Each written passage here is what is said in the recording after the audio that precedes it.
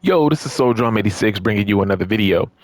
So typically, I am always somebody who has been okay and good with people's perspectives on things. Different perspectives are always welcomed. It's a part of life. You know what I mean? Everybody's going to have a different opinion, a different viewpoint. The one thing that I can't, right, in this case, and what we're talking about today, the one thing that I can't is for the people who are backing and okay with this ringside pass. I've just never understood the idea of arguing against your own best interests as a paying customer when it comes to anything. It's just, for example, real quick, and I'm gonna come back to this topic at hand. I was watching a YouTuber that covers sports, and he brings this up a lot when it comes to the NBA about the uh, load management and how it sucks. It sucks for the customers because the paying fans that are going to the arenas to see these games, paying these high ticket prices, for the people who are watching at home, who are excited for two superstars to go head to head, only to find out that hours before the game they're resting, not because they're injured, but load management. And then you actually do have fans that are okay with that. They actually argue for that. And I'm like, well, if it's players that you want to see and you want to see a good game, why would you argue against your own best interests? Because that means you're not going to get to enjoy that game. You're going to see pretty much the B team because you have several stars, not injured, but you have a few stars that are the main attraction sitting down. You know what I mean? I came up in a time where players didn't do that. You know what I mean? Like when I was going to NBA games with my brother and we were going to see Allen Iverson, we never had to worry about Allen Iverson sitting because of load management. We never had to worry about Kobe sitting because of load management.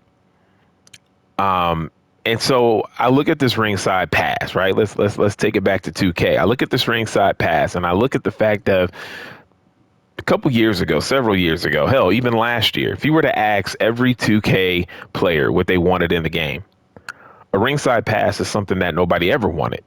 That is why so many people, even before they started to be okay with it, that's why so many people are and were against it, because a lot of people were against it at first, but have changed. Now, I've seen comments that reflect that statement I just made where they were like, oh, I don't know about this. And then they're better with it.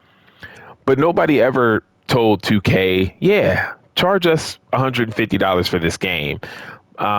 Make us pay for this stuff and then have to grind to unlock it. A lot of people keep saying, oh, I want stuff to unlock. I want to play the game to unlock things. That's a part of gaming. That's always been a part of gaming, and that's always been welcomed. It's always okay if you want to play a game to unlock, features, unlock abilities, unlock weapons, unlock characters, stages, arenas, whatever it is. We've always been doing that since we were kids playing video games. It's always been a part of our gaming life. It's always been a part of WWE 2K. It's no longer enough to make us grind and play through My Rise to unlock arenas and characters. It's no longer enough to make us grind through Showcase to unlock championships, arenas, superstars. You already have two modes right there that you play to unlock characters. Hell, even in my faction, that's a bit of a grind. I shouldn't even say a bit of a grind. It's a hell of a grind. And you still have that as an option. But to take all of these things and take all of this DLC and take all of these different things that they're going to reward us with and to put it behind not only a paywall for the most part, but to then put it behind that paywall and then have you grind for it instead of getting it right off the bat. Let's remember that the game is $150, even if you're not getting that version. Say you want the 129 version, then it's $129. WWE 2K is not cheap. Video games in general are not cheap. So nobody ever asked to have the company get more greedy on them and take more money. That's never been something that the community has ever asked for. Every time I've seen forums, every time I've looked in comment sections, every time I've watched content creators' videos about WWE 2K, they've never mentioned anything about this. Everybody's always mentioned make universe mode better. Everybody's always had idea videos on what to do with My Rise to make it better. Everybody's had idea videos to either get rid of Showcase and put in another mode or change up Showcase. Add to My GM, more match types in My GM, more backstage areas, gameplay changes, etc. Those have been the things that people have asked for. So now that we get something that is as predatory as this is, and you have people saying, well, I just want to have a wait and see approach. It might not be this bad, yada, yada, yada. No, it's going to be bad. This is why they have tier skips, because they want you to spend the money. They wouldn't have tier skips if they didn't want you to spend the extra money, which, might I add, if you skip all the tiers per pass, it's an extra $80 on top of what you already spent for the game. I just, again, don't understand the idea of arguing against your own best interest as a paying customer. And this goes with anything. It's not just with gaming. It goes with anything. And that's the part that I just can't understand.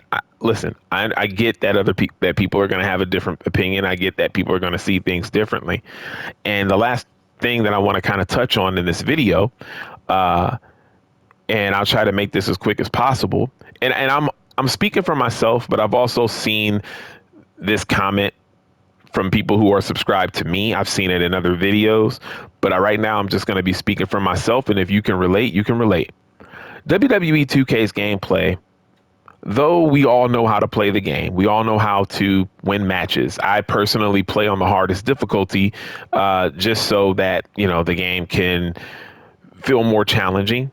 But the gameplay is not fun. And I know people are going to be like, whoa, no. To me, there's a difference between the gameplay being fun and knowing how to play a game. Even though I know how to play WWE 2K does not mean that the game is fun. Now, what I consider fun, gameplay-wise, gameplay mechanic-wise, is something like AEW Fight Forever. I hope you see where I'm going with this.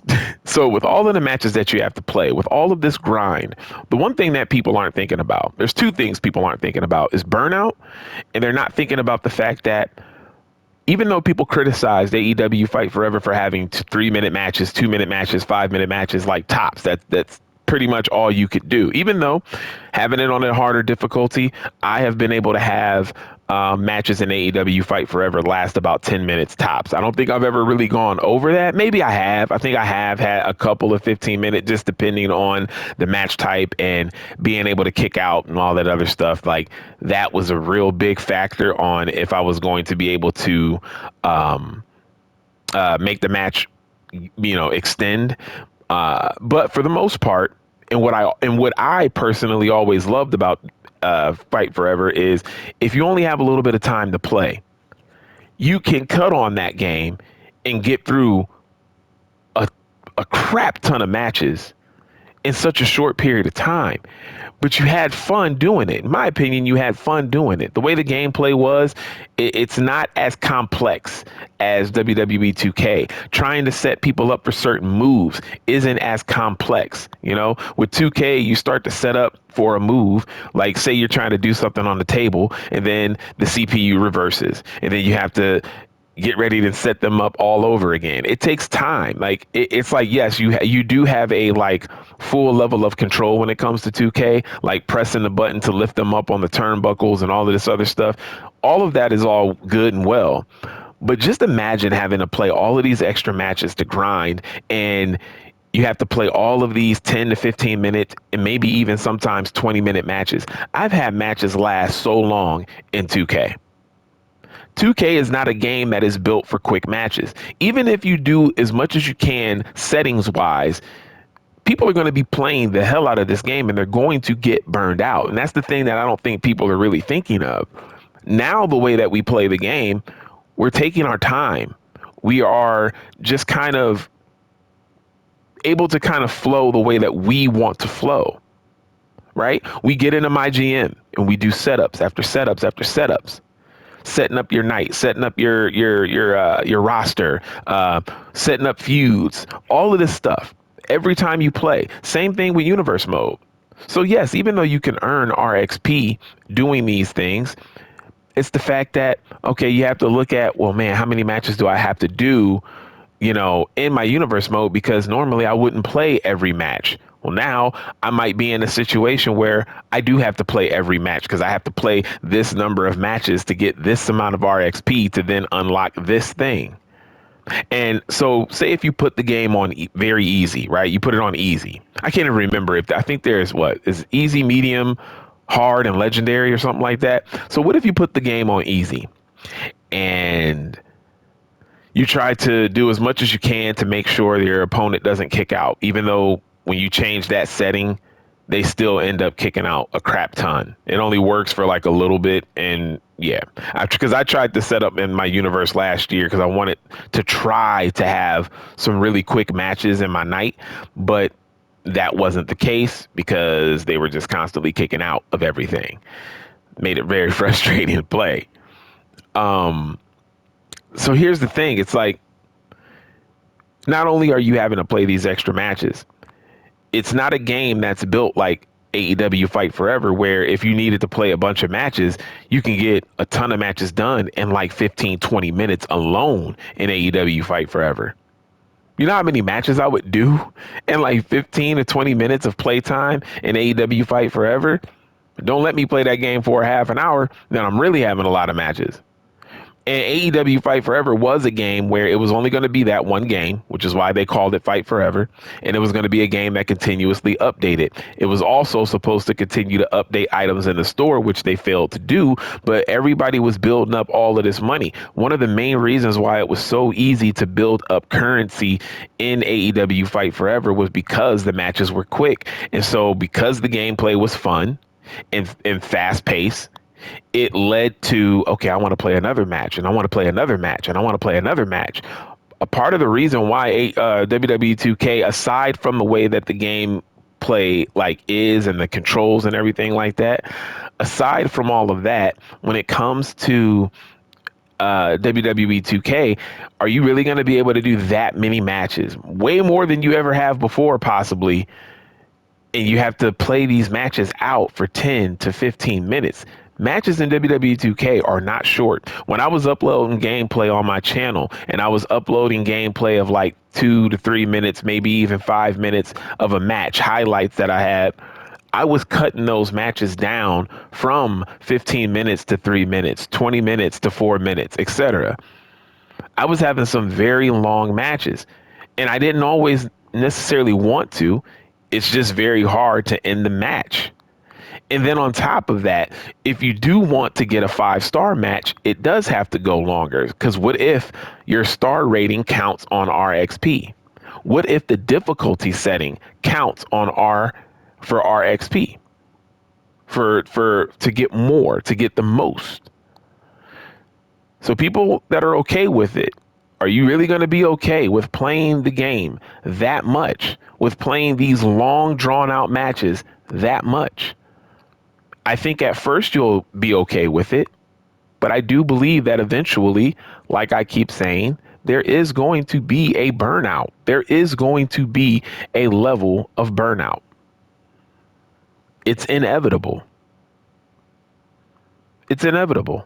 2K has built a system that doesn't even complement the way that they have made their game.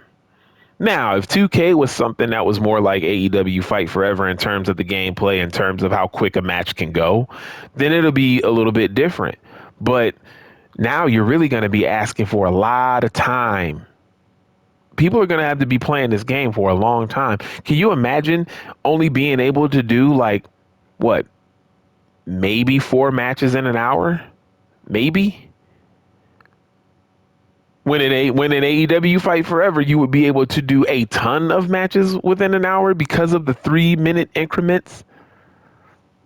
This is going to be interesting, man, because I really do want to see how it cuts into people's time and what they would usually do, like with the universe mode or like GM and things like that. It's like, because people are going to want to complete this stuff.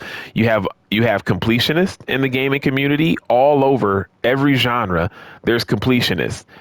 It's like people can't help but complete things 100%, and I don't blame them for that.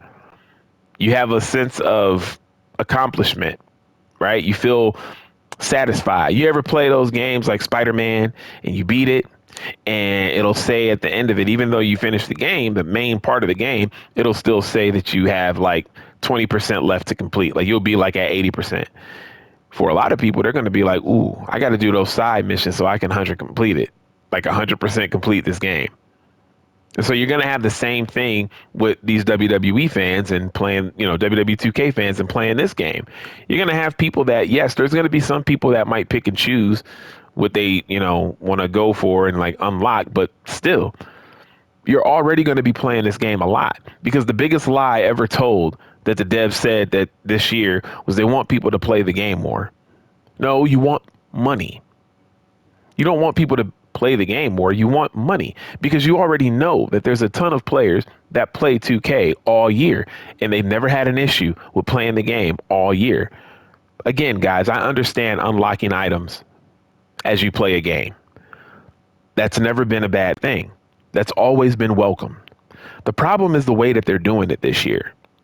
That's the problem. The problem is the fact that a lot of them in the first, season is characters that we've had before. So you have to grind for characters that have been in the game before. I don't know, man. And they're so excited about Ringside past, season 3. Well, to me, that means it's probably going to get more difficult as it goes to unlock things, because things are going to be costing more RXP. What if it makes you dive into other game modes that you normally wouldn't play to get more XP? I mean, right now, as it stands, you get 80 to 100. And I think Jesse from Pro Wrestling Shoot said maybe 120, I think. So we don't even know if it gets higher depending on what you do. What if it's 80 per match, but depending on how long your match is and if it's a 5-star match and all this other stuff, what if that all depends on if you get 100 or 120 XP? These are the things that people aren't really thinking about, I don't think. I really don't think people are thinking that far ahead about how this is going to turn out. The burnout is going to be real with this game. People are going to stop playing probably sooner than they ever have before, because they're going to be not only focused on the modes that they typically play, I get it. Playing these modes gets you RXP, but the point that I'm trying to make is you're going to have to play more matches if you're somebody that wasn't already playing more matches. You're probably going to have to try as best as you can to quickly do all your setups every time you play for your nights and your storylines or whatever is going to happen, because picking cutscenes is strenuous. It's fun, but picking cutscenes for everything that's going to be happening in your show, that's also another thing that people aren't thinking about when you're playing universe mode. You're going through all of this, trying to figure out what you want your opening match to be. Where do you want your promo to end on your show? How many promos do you want on your show? Who's going to be the main event? Who's going to be the match before the main event? Are you going to have any backstage brawls on your show? All of these things take time to think about what you want to do. And you're going to be doing all of this. And then at the same time, when it gets down to actually playing the game, you're going to play a couple matches, and then you're probably going to be spent. And then you're going to have to wait until you have another session of the game, and you're going to have to play the game. This Ringside Pass is not built for the majority of the gamers on WWE 2K.